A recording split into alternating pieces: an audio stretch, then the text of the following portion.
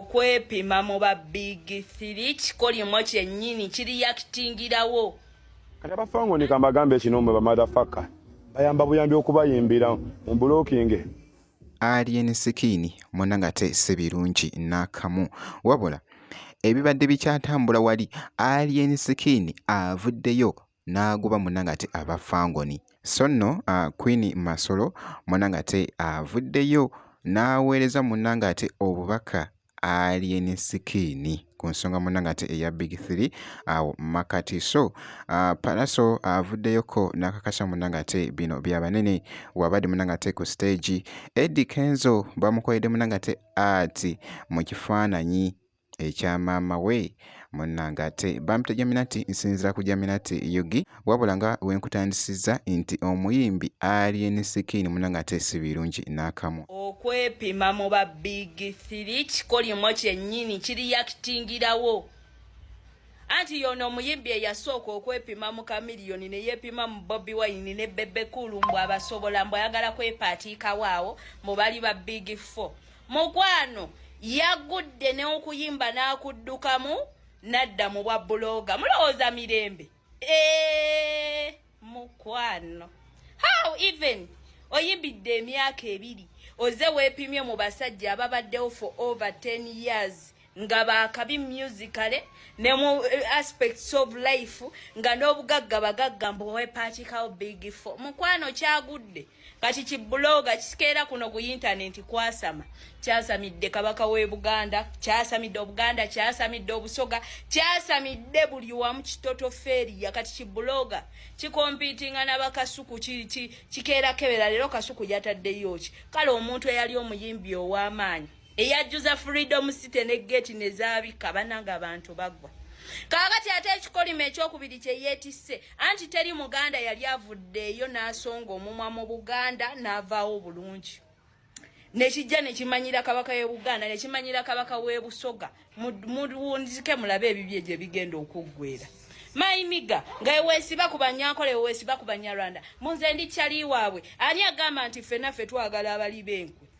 Olidde enkwe mu Baganda bannoobo ng'osanyusa ffe kati ate oyagadde Baganda banno ffe tunamanya nti onayagala Abanyarwanda oba Abanyankole kitegeeza oli nuisance oli awo tolina makulu oli kiri kyanku oli kikanuzi ombokula useless music industry ekuwanze ne political scene gye waddukidde twakulabiddewo oli wankwe gwe kasita walidde mu Baganda enkwe n'ovvoola kabaka kaweddemu. Simanyi oba munangate ali mu kujokinga ku mulundi guno omanyi Alien Skin munangate taggwayo ali very crazy naye ng'okusinziira munangate ku bumu obutambi abadde mukambwe. Kati abafango ni kambagambe ekinomwe ba motherfucker bayamba buyambi okubayimbira mu blocking mu deleting abafango ni tukwataganya oba bana ba mwana importance esusse fango ni yonna unfollow me motherfucker. Kati dogo terikoze eki kati ngenda kulikulutinga atabaki bannange simanyi oba nsonga ki wabula kansuke nkuzanyiramu mu katambi ka Alien. Saa kulaba video neriko profile yange kitegeera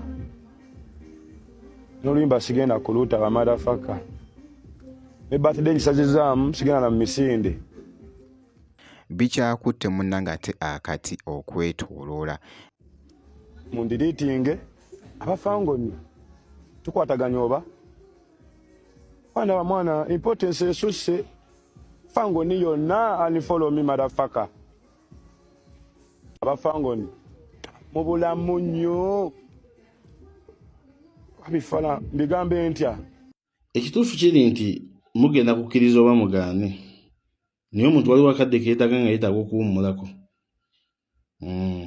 Kakati Alien Skin akadde kanayinza okuba yeetaaga ebintu nga 2 oba 3.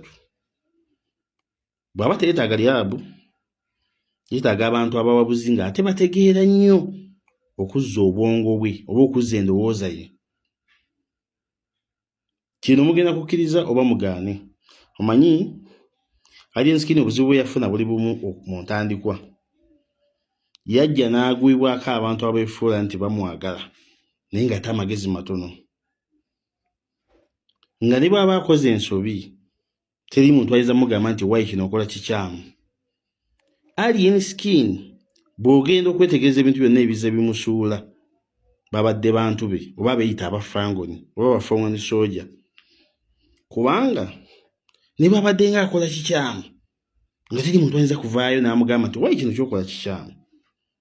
Saawa zino olaba ne bwatuuse kwegobako bantu abo n'agati banaaba abafangoni munneesonyiwe, kitegeeza alina obulumi ku mutima, atunulira mu loosi zazaakola mu bulamu bwe nga zimukozesebwa abantu abeeyita abafangoni soja, abanavuka abefuula ab'omutawaana abamuliraanya abajja ne bavuma mu komenti nga be bamutawaanya. Naye saawa zino olunaku lwaleero abagambye bannayimundike. Ekintu nno kinene. Kati nno mmwe abasinga obungi abakubajejjerebu mwe mwine ekintu kye mutamanyi.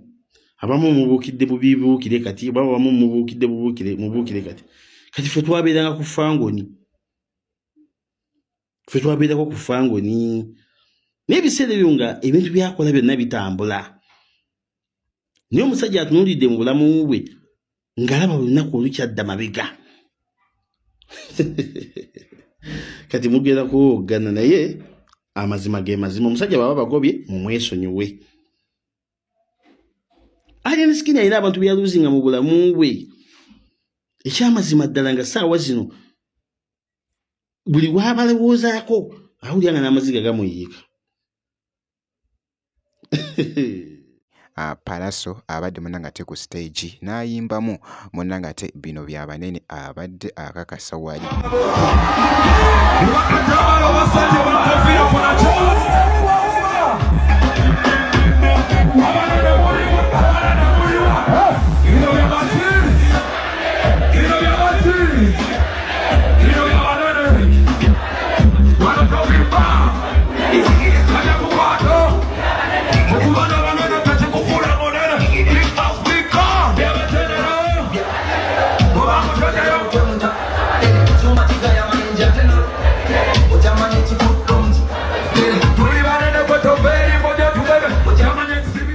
Abantu nno bazze munnangate mu kifo omumusapootinga nga bw'ogezaako okulaba, so nga nkwongeddeyoko omuyimbi Eddie Kenzo bamukubidde ati mu kifaananyi kya maama we nga bw'afaanana. Beautiful picture. Wow.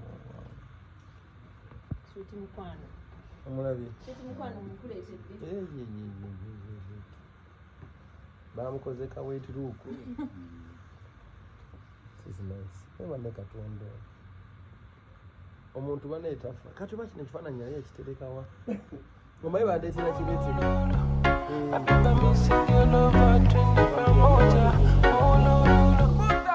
Naye nga ekifaananyi munnangate ky'olaba nga kyadda nnyo. Njukira nti nno maama wa Eddie Kenzo munnangate essaawa zino mugenzi. Bamukubidde munnangate ati oyo, so ekifaananyi ekyo asobole munnangate okitimba munnangate mu maka ge nga bw'ogezaako okulaba. Mu katambi ako nako kabadde kakutte munnangate vibe wali ku mukutu munnangate ogwa TikTok. Ojjukira nti nno mwana mulenzi ono munnangate Eddie Kenzo yakamala okuvaayo n'ayiriizinga oluyimba lwe munnangate olupya, so obeera nga tonaba genda luceekingako, genda kati oluceekinge munnangate luli mu kutambula oluyimba lwa Eddie Kenzo munnangate olupya. So ky'olina okukola kusubscribinga, ebisigadde byonna obituleekere, tujja kubeera nga tukuwa update yonna kasita obeera ng'osubscribinze.